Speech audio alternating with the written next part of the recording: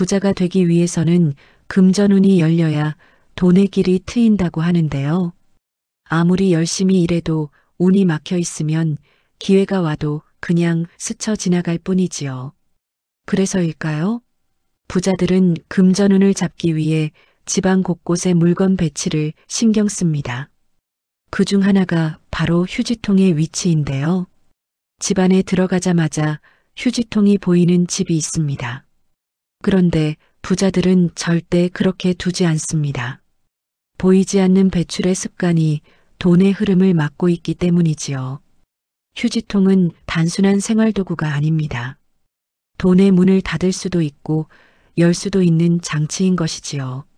실제로 한 사업가분은 휴지통의 위치만 바꿨을 뿐인데 그 이후로 사업이 잘 되어 성공 궤도를 달리게 되었다며 신기해하셨습니다.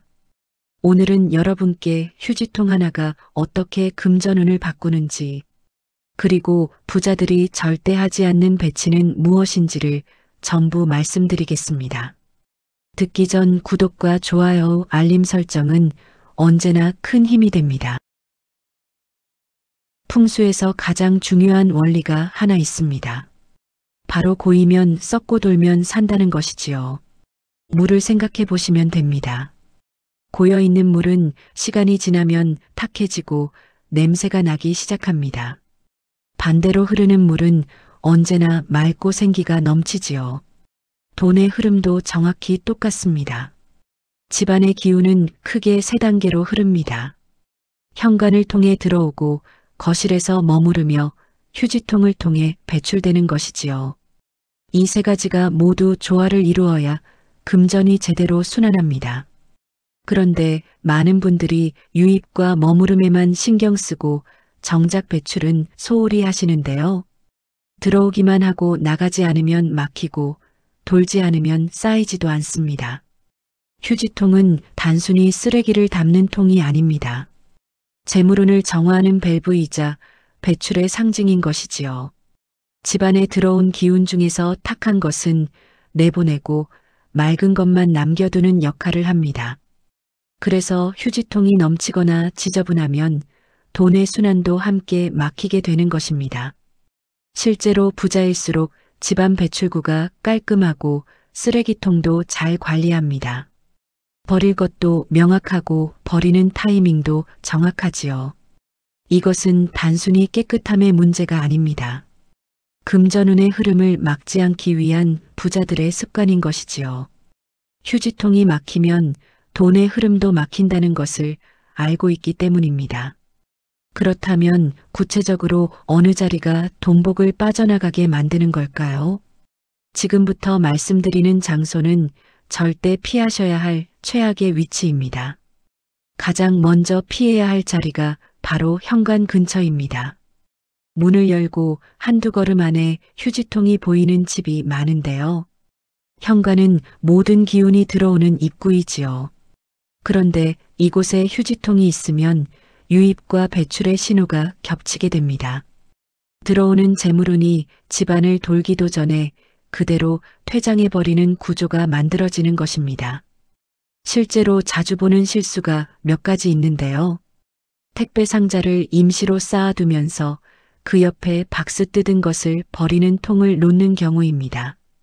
또 신발장 옆에 뚜껑 없는 오픈형 통을 두어서 냄새와 시각적으로 혼탁한 느낌을 주는 경우도 많지요. 이런 배치는 집에 들어서는 순간부터 돈이 나가는 느낌을 무의식적으로 심어줍니다. 실제로 한 자영업자분의 경험담이 있습니다. 그분은 손님은 많은데 돈은 계속 새어나가는 느낌을 받으셨다고 하셨어요. 살펴보니 가게 입구 바로 옆에 큰 휴지통이 놓여 있었습니다. 손님이 들어오자마자 가장 먼저 보는 것이 쓰레기통이었던 것이지요. 이것을 안쪽 구석으로 옮긴 후 한 달도 안 돼서 단골 손님이 늘기 시작했고 평균 객단가도 오르기 시작했다고 합니다. 장사가 호황을 맞이한 것이지요. 특히 현관 근처 휴지통은 방문객에게도 영향을 줍니다. 누군가 우리 집을 방문했을 때 가장 먼저 보는 것이 쓰레기통이라면 그 사람이 가져올 수 있는 좋은 인연이나 기회의 기운도 함께 차단되는 것입니다. 현관은 들어오는 문입니다. 그 문에 내보내는 신호를 붙이지 마세요. 문을 열었을 때 휴지통이 눈에 보이지 않는지 지금 한번 확인해 보시기 바랍니다. 현관 다음으로 조심해야 할 곳이 있습니다. 바로 집안에서 재물의 그릇 역할을 하는 주방인데요. 부엌은 풍수에서 수입과 비용의 균형을 상징하는 공간입니다. 특히 중앙이나 조리대 옆은 그릇의 심장과도 같은 자리이지요. 이곳에 아무렇게나 휴지통이 놓여 있으면 냄새와 습기, 그리고 시각적으로 좋지 않아 지출의 상징으로 작용하게 됩니다. 자주 보는 실수 중 하나가 싱크대 하부 수납장 안에 뚜껑 없는 소형통을 넣어두는 것입니다. 손은 편하지만 청소 사각지대가 되기 쉽고 악취가 누수처럼 퍼지지요. 조리를 하면서 계속 쓰레기통을 보게 되면 무의식적으로 돈이 새는 느낌을 받게 됩니다. 부엌은 가정의 재정 상태를 그대로 반영하는 공간입니다. 부엌이 지저분하고 쓰레기가 넘치면 가계부도 엉망이 되기 쉽지요. 반대로 주방이 깔끔하고 배출이 명확하면 돈의 흐름도 명확해집니다. 밥 짓는 자리는 돈을 만들어내는 자리입니다. 그 곁에 붙여서 버림의 상징을 세우지 마세요. 조리하실 때 시야에 휴지통이 보이지 않는지 확인하시고, 배출은 조리 후 한 번에 하셔서 냄새와 탁한 기운이 머무는 시간을 최소화해 주시기 바랍니다. 만약 주방이 좁아 장소가 마땅치 않다면 휴지통은 꼭 뚜껑형으로 바꿔주세요. 냄새와 좋지 않은 기운을 모두 막아줍니다. 부엌 다음으로 주의해야 할 곳은 우리가 하루의 피로를 푸는 공간입니다. 바로 침실이지요. 침실은 회복과 정착의 공간입니다. 하루 동안 쓴 기운을 정리하고 내일을 위한 힘을 채우는 자리이지요. 그런데 머리맡이나 발치에 휴지통을 두면 쉼의 기운과 배출의 기운이 충돌하게 됩니다. 이것은 신경계를 자극해서 잠이 얕아지고 피로가 반복되며 결국 소모적인 소비가 늘어나는 흐름으로 이어집니다. 자주 보는 실수가 티슈 휴지통을 헤드보드 바로 옆에 고정해 두는 것입니다. 또 뚜껑 없는 미니통에 영수증이나 업무 서류를 쌓아두는 경우도 있는데요. 이렇게 되면 무의식적으로 돈은 곧 버리는 것이라는 연상이 머릿속에 새겨지게 됩니다. 잠들기 전과 깨어날 때 가장 먼저 보는 것이 버림의 상징이 되어서는 안 되지요. 한 직장인분의 사례가 있습니다.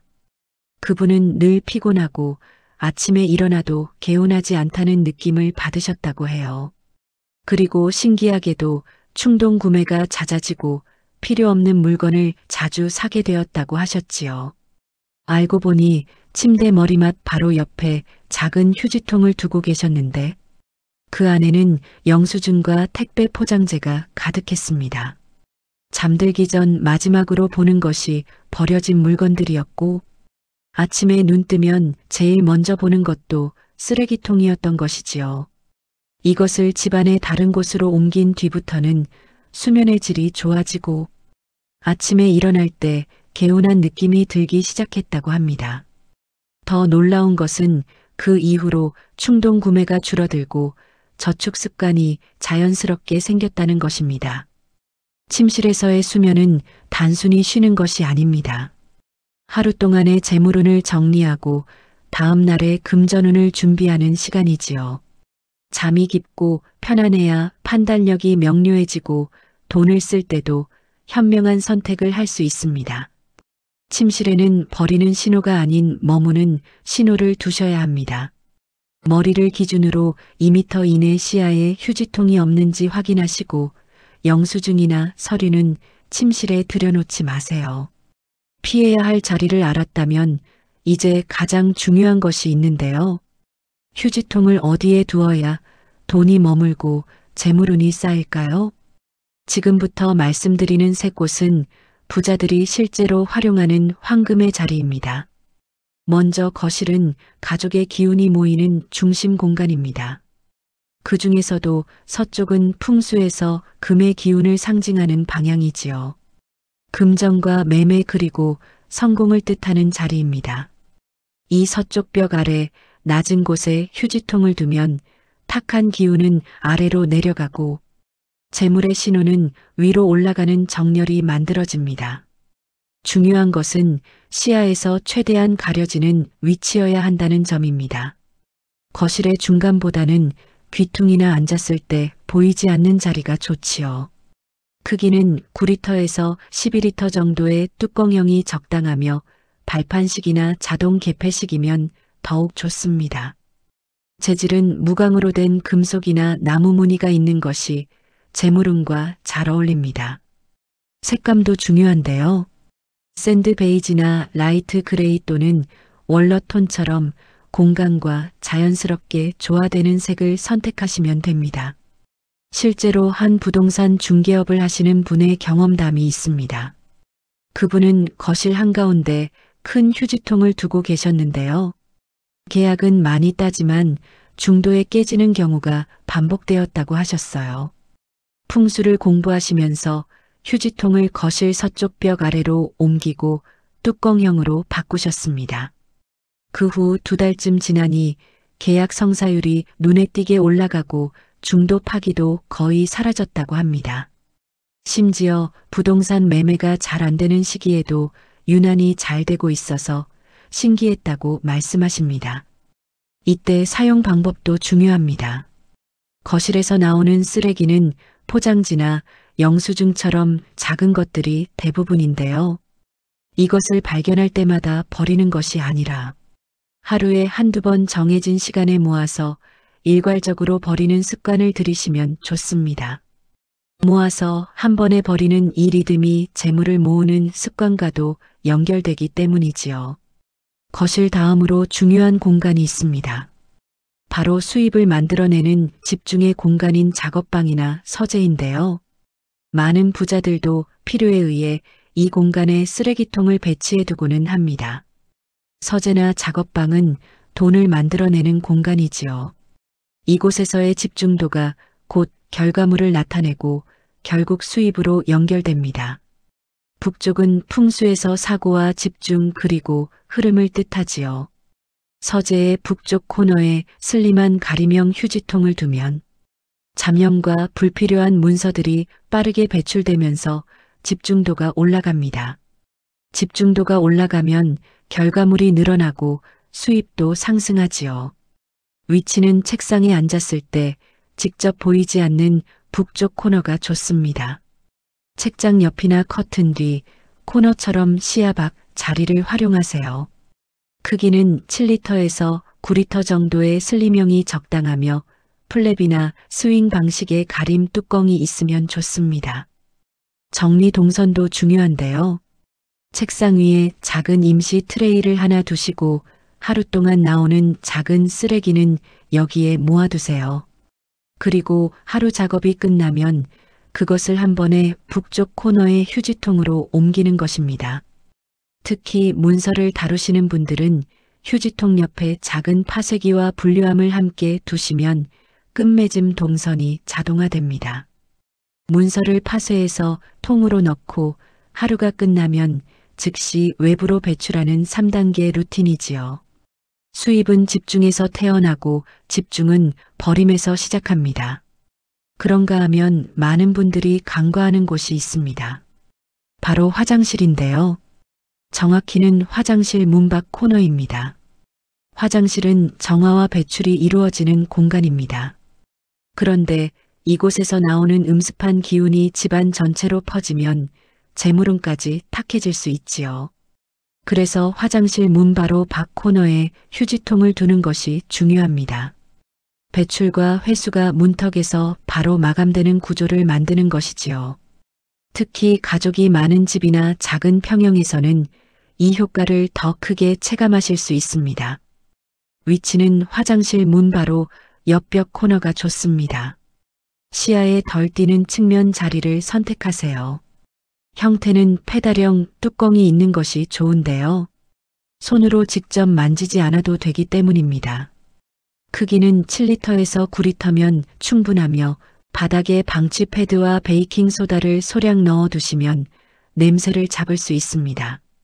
색감은 벽과 톤온톤으로 맞춰서 화이트나 라이트 그레이처럼 시야에 너무 들어오지는 않도록 하는 것이 좋습니다. 샤워 후 젖은 휴지나 포장재 같은 것은 즉시 이곳에 버려주는 것이 좋습니다. 그리고 하루에 한 번은 반드시 통째로 비워주셔야 합니다. 습기가 오래 머물면 음습한 기운이 쌓이기 때문이지요. 정화의 기운은 문턱에서 정리될 때 가장 맑아집니다. 좋은 자리에 휴지통을 두었다면 이제 가장 중요한 단계가 남았습니다. 바로 어떻게 관리하느냐입니다. 부자들은 휴지통의 위치만큼이나 관리 방법을 중요하게 여기지요. 부자들의 집을 방문해 보면 공통점이 하나 있습니다. 휴지통이 절대 넘치지 않는다는 것이지요. 그들은 휴지통의 크기나 디자인보다 잘 비우는 것을 더 중요하게 관리합니다. 첫 번째 습관은 매일 버린다는 것입니다. 쓰레기통이 반만 차도 그날 저녁에 비웁니다. 쓰레기가 쌓여서 넘칠 때까지 기다리지 않지요. 이것은 단순히 깨끗함의 문제가 아닙니다. 배출의 주기를 일정하게 유지하는 것이 돈의 흐름을 일정하게 만드는 첫걸음이기 때문입니다. 두 번째는 냄새나기 전에 버린다는 원칙입니다. 음식물 쓰레기는 물론이고 젖은 휴지나 포장재도 하루를 넘기지 않습니다. 냄새가 난다는 것은 이미 기운이 탁해졌다는 신호이지요. 탁한 기운이 집안에 머물면 재물운도 함께 흐려집니다. 부자들이 선택하는 금전운을 만드는 휴지통의 디테일도 중요한데요. 뚜껑형은 필수입니다. 악취와 시야에서 쓰레기를 차단하기 때문이지요. 재질은 무광톤을 선호합니다. 너무 반짝이는 것보다 공간에 자연스럽게 녹아드는 차분한 느낌을 주기 때문입니다. 색상도 공간 색과 조화를 이루는 것을 선택합니다. 시야 노출도 최소화하지요. 앉았을 때나 서 있을 때 눈에 잘 띄지 않는 자리에 두고 가구나 벽으로 살짝 가려지게 배치합니다. 비움의 주기가 일정하면 수입의 흐름도 일정해집니다. 이것이 부자들이 휴지통을 대하는 방식이지요. 휴지통 관리만으로도 충분한 효과가 있지만 여기에 한 가지를 더하면 금전운이 더욱 강력해집니다. 바로 소금 풍수와의 조합인데요. 풍수에서 소금은 정화를 상징하고 휴지통은 배출을 상징합니다. 이 두 가지를 함께 활용하면 공간의 음기가 중화되고 재물운이 더욱 단단하게 정착하게 되지요. 소금은 예로부터 부정한 기운을 빨아들이고 맑게 만드는 역할을 해왔습니다. 반면 휴지통은 이미 쌓인 탁함을 밖으로 내보내는 통로입니다. 한쪽은 들어오는 나쁜 기운을 막고 다른 한쪽은 안에 있는 탁한 기운을 내보내는 것이지요. 이 두 가지가 함께 작용하면 공간이 맑게 정리되면서 재물이 들어올 자리가 만들어집니다. 정화가 완성되어야 재물이 들어온다는 것이 풍수의 기본 원리입니다. 실제 부자들의 집을 보면 공통된 패턴이 있습니다. 현관과 거실에 소금이 담긴 소금단지를 놓아둔다는 것이지요. 현관에는 들어오는 기운을 정화하고 거실에는 머무는 기운을 안정시키며 화장실에는 빠져나가는 기운을 맑게 만드는 역할을 합니다.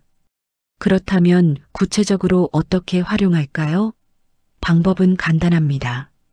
천일염을 작은 단지나 그릇에 담아서 휴지통 근처에 함께 두는 것입니다.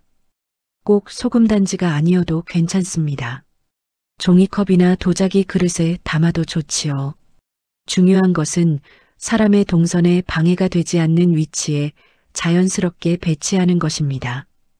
가구 한쪽이나 화분 옆 또는 거실 구석처럼 사람이 자주 지나다니는 곳을 피해서 두세요. 이때 소금은 습한 기운이 느껴지면 바로 교체해 주시는 것이 좋습니다. 소금이 눅눅해졌다는 것은 이미 나쁜 기운을 충분히 흡수했다는 신호이기 때문이지요.